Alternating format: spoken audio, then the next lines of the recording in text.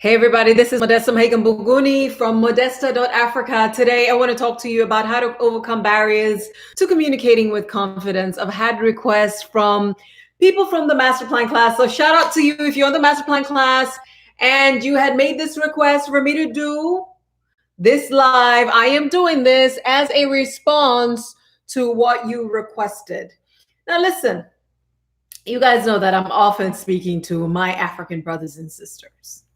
I want to talk a little bit today about what our upbringing and our socialization. You understand that we have this hierarchy in our culture and in our society, that it is the older people, and usually men, and then older women, and then the parents. And so let's say talking about grandparents and parents.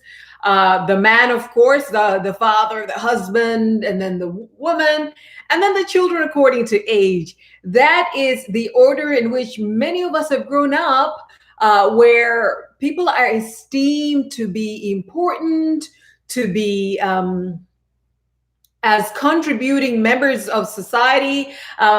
In my language, Swahili, we actually say mtu mzima, which we understand means an older person, but the literal translation of that is a whole person, a whole as opposed to a half or a little person.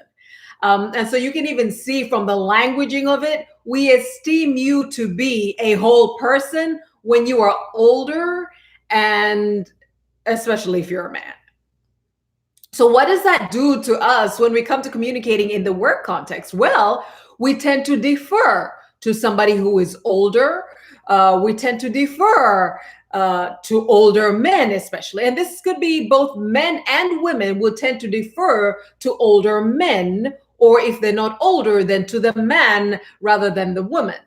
And especially not younger. So I've had a lot of people who say, my boss is younger than me. They have brought this little girl to come to lead us. And language like this, biases like this, well, actually, let's just call it prejudices like this, then make it difficult for people to communicate. So either you feel insecure, and honestly, lack of confidence comes from fear. And we'll address that in a little bit. Either you feel insecure because you feel like they're older than you. And if you're a woman, maybe you feel insecure because they're a man. And I'm not saying everybody suffers from this, so I know your comments, please. But I'm just saying this is what usually happens. And without addressing the cultural and the upbringing and the socialization of our communication, we sometimes wonder why we act the way we do in the work context. We wonder why we have the communication barriers that we do. So the age is a thing, culturally respecting people who are older. I mean, am I right? Am I right? Tell me, put comments below. Let me know if this resonates with you. If you say, actually, where I grew up, or my culture, my tribe, my country, that's exactly how it is. The other thing that we have tended to defer to is somebody who seems more educated than us. And so people feel intimidated when they're around people who they feel are of greater intellect, more experience, more accolades, more degrees than them. Like, oh my goodness, I need to defer to them. They must know more. They must be better than me. And I have seen amazing people who have learned the ropes. They're great in execution, feel intimidated by other people because they have the degrees, or because, there's also this part. If somebody seems to be more eloquent, or if somebody's more educated and they have an accent, people would feel like I can't communicate with them. I've actually noticed people changing their accents according to, who they're speaking to, because they feel as if, and I know that there's a part of us mirroring and mimicking each other. And it's just a natural reflex, a response to somebody speaking to you. But, there are also incidents where people feel as if I also need to put on an accent to sound more intellectual and sound more capable. So I'm not saying it applies to everybody again, but many times there is this issue. So the age, we tend to defer to people who are older than us. The education, we tend to defer to people who we feel are more educated than us.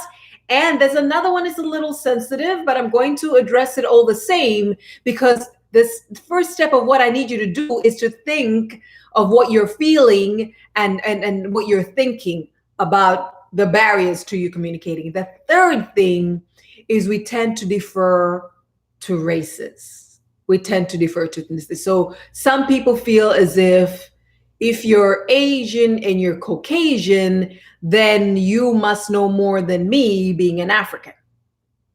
I said some people. I didn't say everybody.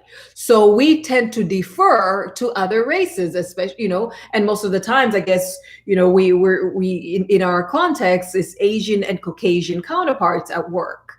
And I know we also have, Arab, Middle Eastern, etc. But those are mostly the two that we interact with, and people lose confidence around them as if somehow, by virtue of being another race, they're supposed to have greater aptitude and competence and experience than us. So these are things to look out for. Why did I preamble this? Why did I start this with these considerations?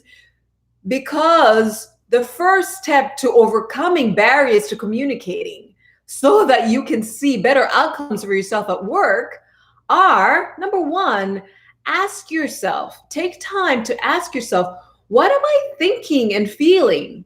Like, what happens to me? So some people will say, I'm completely fine communicating, in on one-to-one basis. I just can't do it in a room full of people. Some people will say, I will stutter, I will stammer, I will look away, I will look for reasons not to. I might go mousy quiet. I have had several people in the master plan class say, so many people think I am quiet. They actually say, I wish you would speak out more. I wish we knew what you were thinking. Some people have even been passed up for opportunities because they thought, well, they don't have an opinion. They just go along with anything anybody else says. So maybe they're just a pushover, or maybe they're not up to the task. And if you're thinking, me, quiet, I'm not quiet, I'm far from quiet. Well, whatever you are, it's not showing in the work context. But of course, if you're naturally quiet or naturally an introvert or full of wisdom and, chatty like some of us, that is fine. But if you find that I have completely different personalities at home and at work, then you need to interrogate that. So the first thing that you do is you ask yourself, what am I thinking? What am I feeling? What am I saying to myself in these contexts? Are there certain things I say to myself every time I have to communicate that are saying, okay, oh, so-and-so is so much better, or, they're older than me, and so I need to be respectful. I mean, not that you should be respectful in the work context. I'm just saying, what are you speaking to yourself?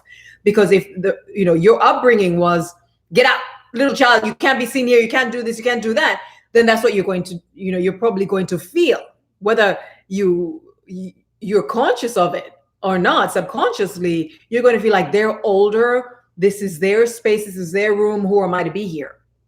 I had a director of a very large and significant government entity, not from the country I'm from another country. And she was always intimidated presenting at boards, always intimidated representing the organization, and felt as if maybe she needed to get extra qualifications or something somehow to get up to speed. And I said, by virtue of the fact that you are a director, you are on, you're presenting to boards, you're in a room. And he said, most often I am the only African and female person in the room.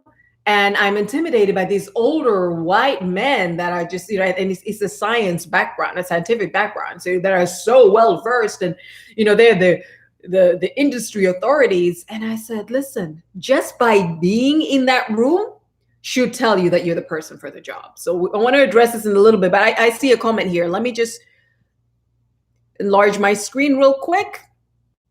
The comment says, growing up, I had a voice at home, but outside of home, the case of Mtumzima was still there. Nice. So that is so good to say that, thank you for sharing that maybe you're comfortable at home with your parents. Like, I have no issues. I didn't grow up with my parents who told me to be seen and not heard, or not to be seen at all. But society is such that, you had to be behaved, and you had to, just know your place, right? Know your age, act your gender, And so that frames you, and it comes out in the work context. The other comment is, I find at work I dummy down sometimes to fit in with staff. Ooh, I feel I can't be my uppity self in order to get better outcome with my team. That is a very interesting one, and I've actually heard that, and I try to do that for a little bit, and it didn't work. Can you guys relate that there, you know your stuff and you're really good at what you do, but either there is a stereotype that being African or being female or whatever it is, or that they don't expect much of you, so you're like, look, let me just dumb it down, or that the people that surround you are not up to your aptitude and your experience and your exposure. Maybe complex issues come easier to you. Maybe just you're quicker to analyze it, to see 360, and come up with a decision and a solution. And so you're thinking, so as not to intimidate others, let me just dumb it down, which I would not recommend. So let's go into the other. I have 10. I might have more steps to overcoming the jitters or whatever barriers you may be going through to not confidently communicating in the work context. So you've asked yourself, what am I thinking? What am I feeling? What am I actually saying to myself in this, in these incidences? And I've had people say, I am just so intimidated because everybody in the room is so qualified. They're the best at their game, and I wonder, is there anything new I can say to them? Especially, one person told me, when I am reporting to seniors, and I don't mean senior age-wise, which that too, possibly, but senior in terms of this is who I report to, them and who they report to, I feel as if, what do I have to say? But listen, in any context where you have to communicate, you need to remember you are in front of these people for a reason. And so the second thing is, after you have identified, let me change my angle, after you have identified what it is you are thinking, what it is that you are feeling, what it is you're saying, and I recommend that you actually write them down and write down what your trigger is. Because not everybody who doesn't feel confident communicating feels that way about every exchange of communication.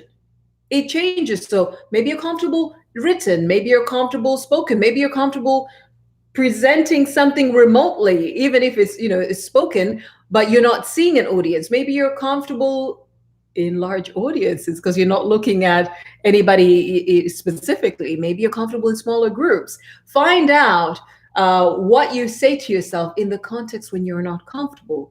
And you know what I say? There is always a way. You just need strategy. And then you and I will strategize about how then to overcome them. The other thing is, remind yourself why you are there in the first place. Why are you in this situation where you have to exchange in communication with other people? I want to move this a little bit. Bear with me.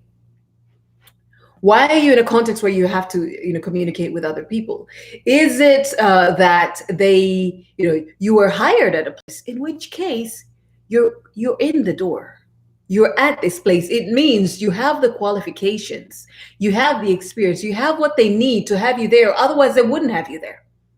You need to remember that I'm here, right? And I made it here because I have what it takes. So that's the first thing. The other thing is, ask, well, what does it take? Instead of saying, can somebody like me, ask yourself instead, what does it take then for me to be able to communicate confidently? And I'll tell you what you'll find out, and that is number 3. You will find out that you often feel fearful when you are ignorant. When you don't know, you fear the unknown, you fear the potential outcomes, you fear a lot when you don't know what you don't know. And so just as important it is to find out why you are in this context where you have to communicate with other people, it is also important for you to find out what you need to know in order to effectively communicate with people.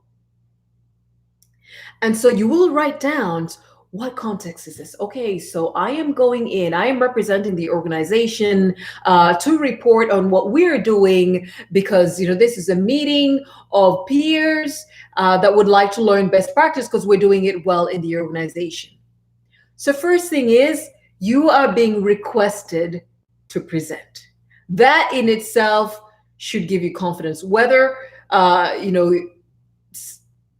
you are the person, the individual that they asked to present, or you're going by virtue of the position, you're the only person who is capable, or even if you're going as a proxy. Don't have it in your mind, oh, they actually really wanted somebody else, but I'm showing up. No, because anybody else could have shown up.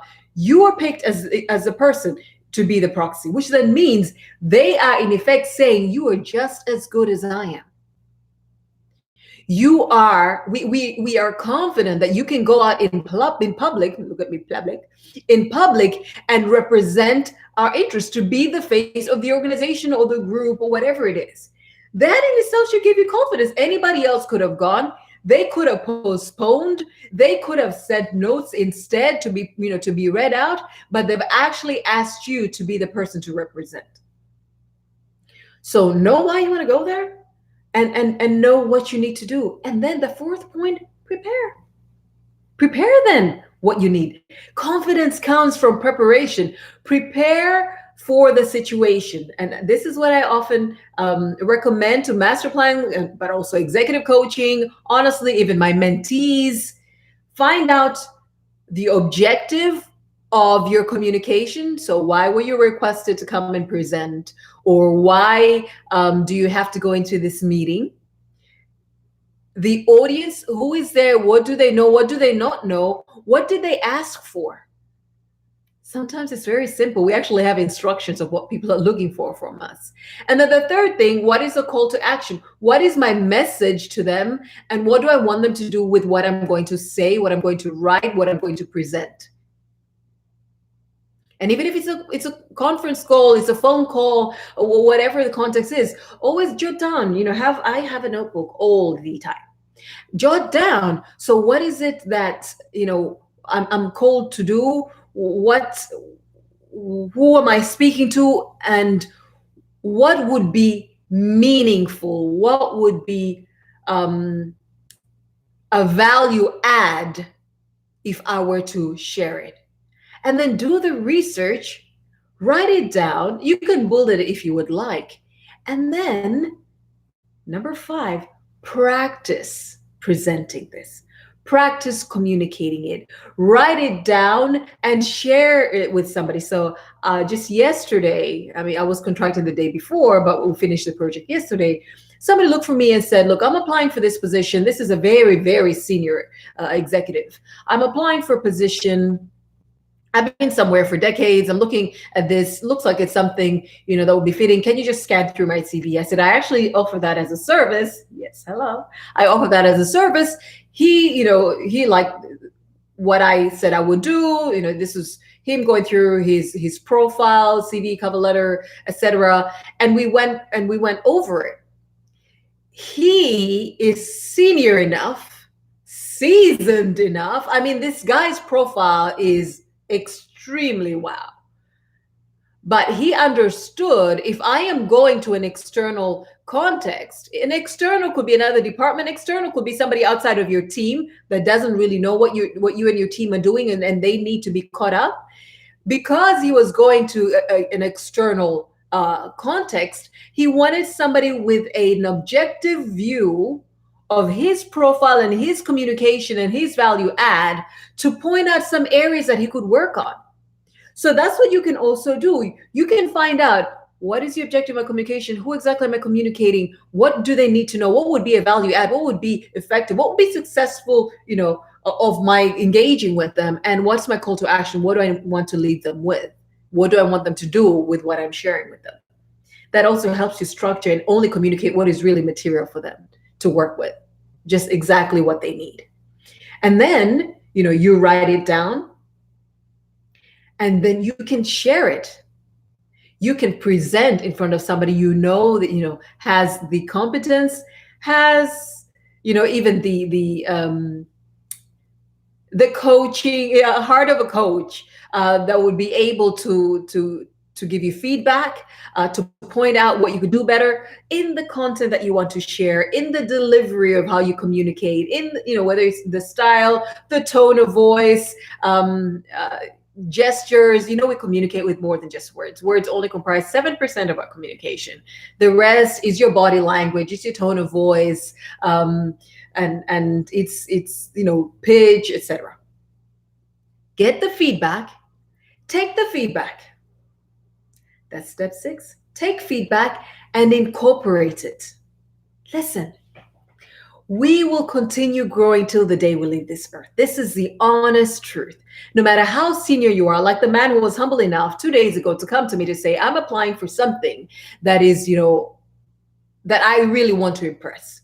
I don't want to just apply. I want to get that position. And so can I engage you to review my CV, my cover letter, to review the way I'm presenting myself so that I can put in a good, a good proposal, a good application. We will grow forever. Wherever you are right now, what got you here will not get you there. It will not get you to the next level. So it is never intimidating. It shouldn't be a thing of shame that you would have to go back to the drawing board, go through my things again, practice again.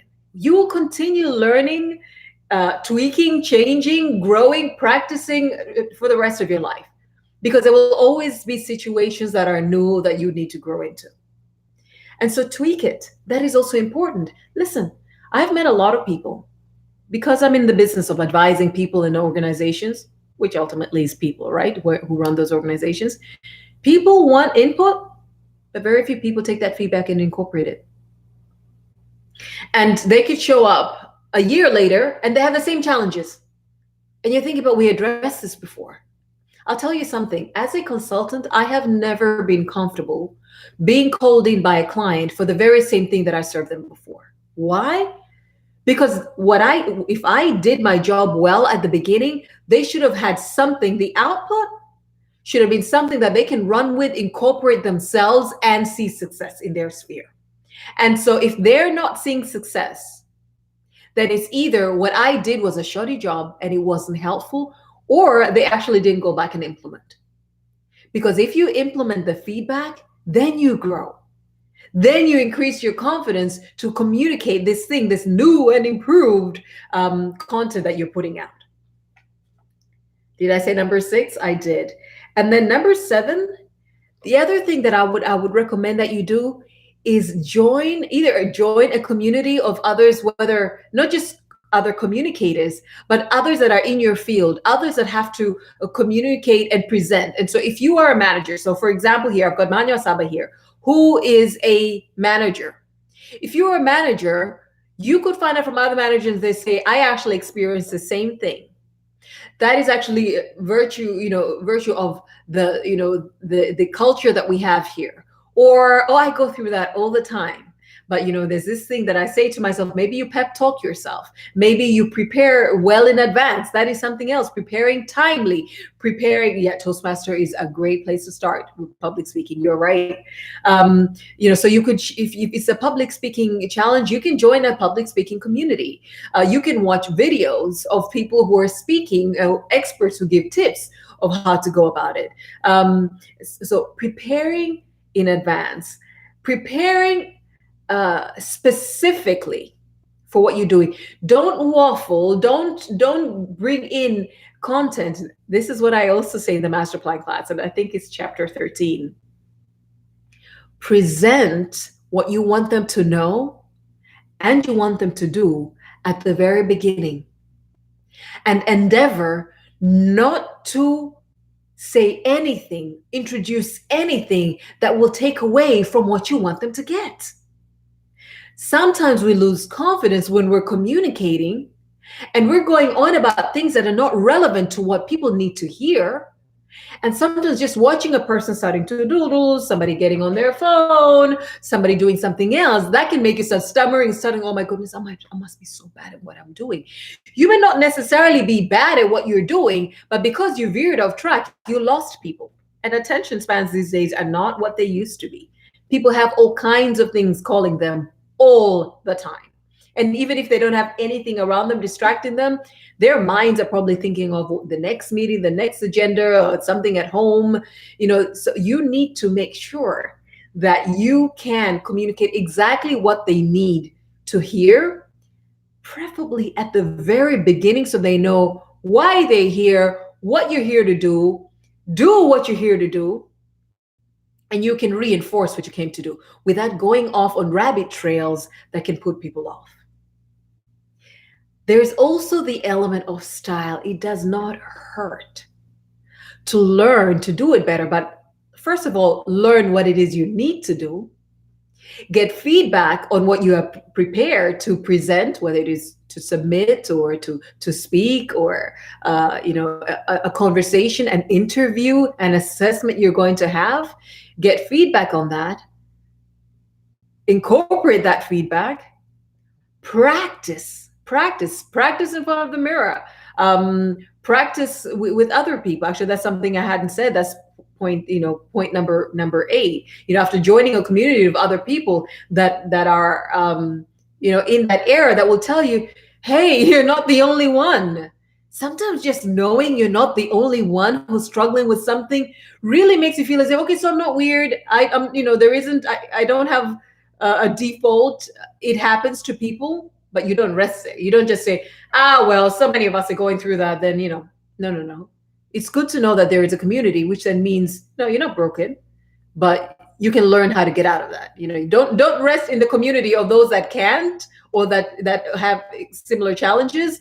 Find out what it takes so you can be in the community of those who have overcome those barriers to communication and are now doing better. And understand it's a process. You will start slowly and it will get better with time. I can communicate confidently about almost anything, even if I don't know it, because I have just built, and I'm grateful to God, it's also a gift of mine, just built communication into my life. So I don't have to be overly prepared, although I do prepare. I don't have to be an expert in everything that, somebody might ask of my opinion for. But of course, listen to this. I only communicate. I only accept invitations, and I only engage in things that I do know of, that are my business to know and engage in. I will get out of, and I saw this from John Maxwell, so guys know this is not me. He said, by all means, you can get out of your comfort zone, but do not get out of your gift zone. That is another thing about communicating. Communicate that which you do know. Communicate within, your vision, your competencies, your goals. Communicate in your area, your industry, your profession. Of course, you'll have an opinion about other things. That's fine. But get so seeped and so deep into that which you know, and allow yourself so many opportunities to communicate in that which you know, so that by virtue of practice, I have gone to a conference here. I've spoken to this small group here. I've helped that organization start in this area. I have presented best practice, industry best practice to this organization. I have written a paper about this. I did a board presentation on that. The more you communicate and the different ways that you communicate in that field, the more confident you will feel. And after you know your content, like I was saying, you know your content, and you feel confident with the material, with the audience, you can also work on your style. So, show of hands, and you guys may not show hands right now, maybe you can't, but show of hands, please tell me how many times you have been in a context where somebody was so well versed. And I'm going to pick on a group of people, please don't get mad. Academicians, right? Academics, they know their stuff.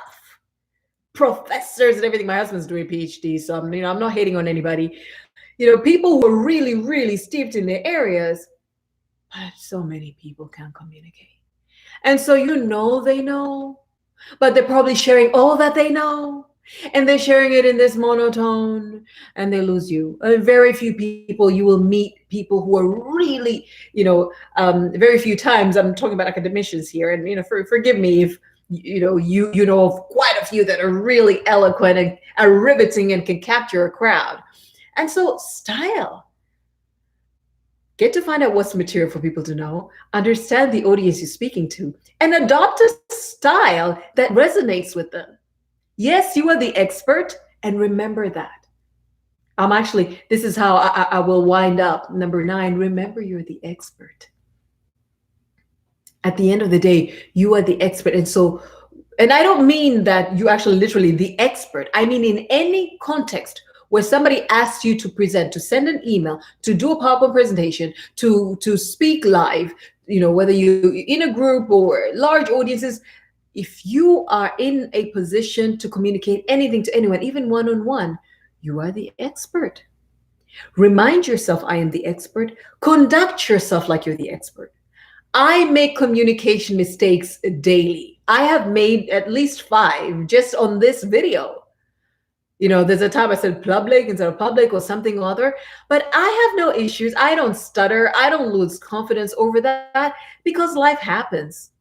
For as long as people have requested this and it is an area I can speak into, I will speak with confidence. I tell myself, for as long as it is me you want to hear from, I am the expert. And so I will give myself grace. I might make mistakes. You might find somebody in the audience who's a lot more knowledgeable. You might find somebody in the audience with a lot more experience and they know the latest of it, and what you're presenting could be slightly outdated, although please do research and make sure it's not outdated. And they could challenge you and you say, thank you for that input. I actually didn't know that. What did you say that was again? And you write it down and you say, I will look that up and make sure to incorporate it next time, without missing a beat, and you just continue. But it is key, first and foremost, to know your content, to know your audience and what style resonates with them. And I don't mean you completely change your personality in the way you approach things, but you can use language that resonates with them and not any jargon and very technical words that will go over their heads. You can be sensitive about the time in which you're communicating. You're not going to spend 2 hours on something people ask you to only show up for 20 minutes. Respect the time you've been given, because sometimes that's how you lose confidence. You prepare too much and you have a little time to present it. And which is why I said communicate what is really important for them to know at the beginning. So just in case you have to lose some people later, they have left with what is really key for them to leave with. I hope this is helping. Let me know if there's anything else or any situation that you have that you think, Marissa, I'd like you to address this. The last thing that I would recommend to you is get a coach or a mentor. Get somebody who can help you in this area to increase your confidence in communicating. A person who can, and not just, the generalities of it, because this is something else that I've learned. When you want to grow, which is important to do and we'll be doing for the rest of our lives, you will find that you're most intentional, determined, and invested when you are pegging that growth to a specific output, so a specific result that you want to reach. So let's say you're giving yourself, I'm going for promotion by the end of the year. I would like to exit in 2 years, and by that time I would like to have built my my profile, my reputation, my business to this level. And so when somebody comes in as a coach to help you in that area, communication, for instance, you will be that more invested and intentional about applying what you are learning and ironing out the kinks in the areas that you need help with, even more than if you're just generally learning to communicate better. So I'm going to recap. Find out what you are thinking, what you're saying, what you're feeling every time you feel as if you're unable to confidently communicate in a work context, or any context for that matter. And ask yourself, where is this coming from? And write down what the triggers are. The triggers could be whenever I'm around somebody who is older, whenever I'm around somebody who is more, who I feel is more educated or more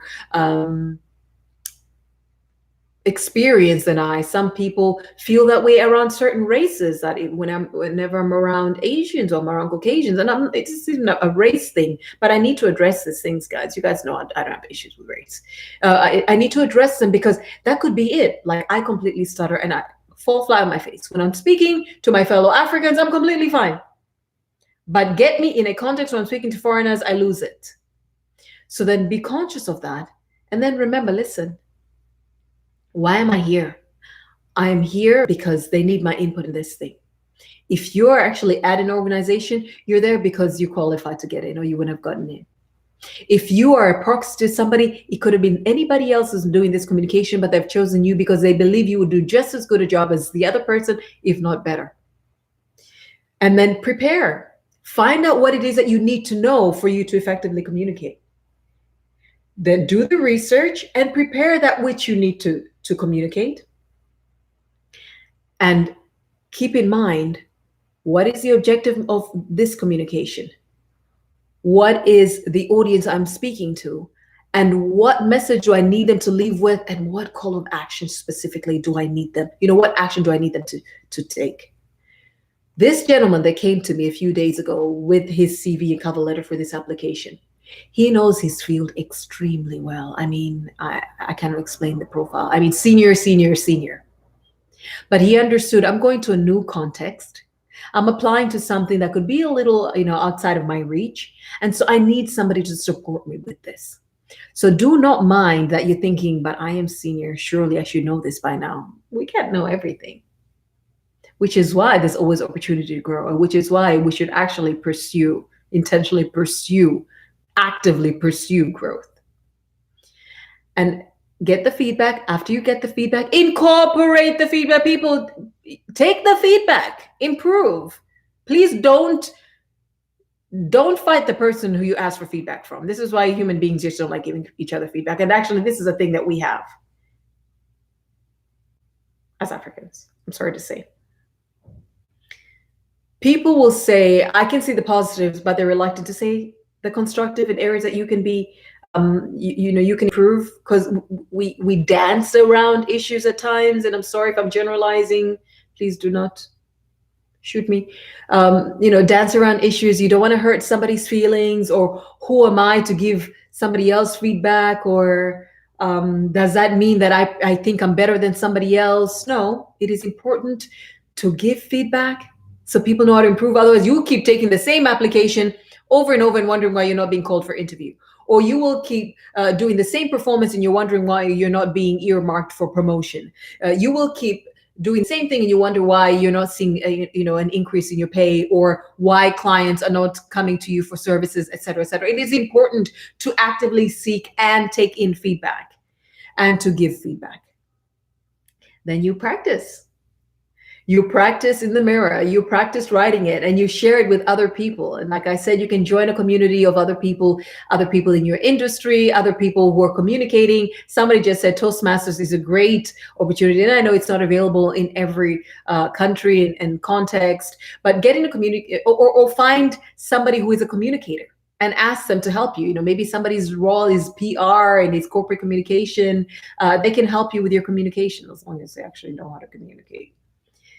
And then, so you practice it, you go, you remind yourself that you're the expert. You say everything you need that is really important. You really stick to what is your message. You do not veer off to anything other than what is important for people to hear. You say what you were there to communicate. You communicate it well at the very beginning, or you tie it in with a story that makes people, look forward to reading what you're ultimately going to get to. But I would honestly recommend that you communicate everything you need to as early as you can in your communication, whether it's a letter, it's a presentation, a document, etc. And then keep your cool. For as long as you're in front of people, you're the expert. So somebody says, oh, that is not so, you don't have your figures right. And you say, I'm so sorry about that. I'm actually going to work on that. Somebody says, you people come here. Maybe some people will generalize, and maybe they will threaten you, or maybe they will say, oh, they'll stereotype and cluster in with certain people. Your organization does this, or bring an issue that is not of relevance. You can steer that conversation back and say, I understand you have concerns, or there's something you'd like to address. At the moment, this topic is about this, and I'm communicating about this. But where we have time at the end, what I can address in the plenary, in the wider audience, I will do now. What I can, I will take back to the office, get your contacts, and get back to you on that. And you get back to your topic. If it gets rowdy, it gets crazy, then you will have to stop and step away. Because sometimes it gets controversial, it gets a little crazy. You'll have to stop and step away until either the room calms down, or if that doesn't happen, then you walk away. But you need to stick to what it is that you're communicating. And like I said, stick to it, communicating in an area that you're confident in and you have practiced over and over. And that is your sweet spot. That's your thing. So you want to get Modesta here communicating and inputting and commenting about everything that there is out there, even if I might even have an opinion about it. It's not my zone. It is not my area. It's not my industry. It's not my specialty. It is not my purpose. Purpose is a whole other thing that I will talk about, purpose and communication. Not today, though, another time. And so stick to that which you know, communicate it well, learn styles so you can adapt to the different audiences that you're speaking to. Keep time. And do not pass up opportunities to communicate. Do not pass up opportunities to grow and to learn. Because some things, honestly, confidence in life, after a while, no matter what else you've written down, you've analyzed yourself, maybe psychoanalyze yourself, you're prepared, you've gotten feedback, you have a coach, you have a mentor, they come with practice. So seize every opportunity to communicate. Do it. Seek feedback. I do that with my teams. I remember when I had a large team, we would show up. We would go to an event, even if they requested for one person. We would go together so that we can give each other feedback, really valuable feedback on the constructive things, on the content, on the timing, on the style, on how they responded to feedback and how they responded to questions, and everything. Everything about how you communicate, whether you've got too much on the slide, whether you've got the right colors, whether the report was just long paragraphs, everything. Give yourself opportunities, seize as many opportunities as you can to communicate and get feedback, and keep going back in. And this will actually remove every fear. Listen, conversely, now I want to talk again about African brothers and sisters. There are people who have a thick African accent, who probably mix some letters with other letters, but they are so confident in their skin. Their English is as broken as it can get, but it does not take away from them. They know who they are. They know why they're in this context and why it is them and not somebody else. And they take every opportunity, they seize every opportunity to present. So it's not even necessarily a thing of, okay, so culturally, this is how it is, and I'm doomed by my culture. No, you can step out of it. And the best way to break that hold of culture and upbringing conditioning is by getting to know what you need to communicate, who you're communicating to, what you need them to do with that information, practicing communicating, adopting and adapting your style to who you're communicating with, and doing it over and over again. And after a while, you can do it in your sleep confidently, guaranteed, and you will see different results and completely different outcomes in the work context. So if you've enjoyed this video, if there is something specific that you think, oh, Modesta, I wish you would address this, or I am going through this in particular, can you help me with this? Please do reach out to me at hello@modesta.africa. That's HELLO@modesta.africa. If you're interested in working with me as a coach, whether interested in joining the master plan class or executive coaching, because I know most of the people I speak to are mid to senior management and board level African leaders, please do reach out to me as well on hello@modesta.africa. And you can visit my site, modesta.africa. Is that nice? www.modesta.africa. And you can also see the different courses or programs that we have on Purpose and Excellence Academy. You go to www.purposeandexcellence.africa. Thank you so much for making time to join me today, and I look forward to engaging with you in future. I really am taking feedback, and I'm taking input and requests for topics to address this year. And please, if there's anything you feel like, oh, I really need this, I'm going to, the next video, I'll address procrastination and some of the reasons why we put things off. And you'd be surprised to find out why we do that. It's if there's any topic that is dear to you, if there's anything that you're struggling with, please do share it with me. Send me an email, comment below. By the way, please do subscribe and turn on the bell so you can get notifications every time I'm on live or I post a video. Do reach out to me and I will create a video to address that issue. Thank you so very much. I love you guys. I am grateful that you invest your time to connect with me. I don't take it for granted. I want us to grow together. I totally believe completely that Africa is going to be the leading economic region this century. And I'm preparing the purpose-driven leaders that want to drive market results with excellence. And if that is you, do connect with me and let's see what we can do together, the strategies that you need to get as high as you please, because there is always a way. You just need strategy. From me this weekend, it's been Modesta Maiga Magudi. Catch up with you in the next video. Much love. Bye. You're welcome. You're welcome. Aww.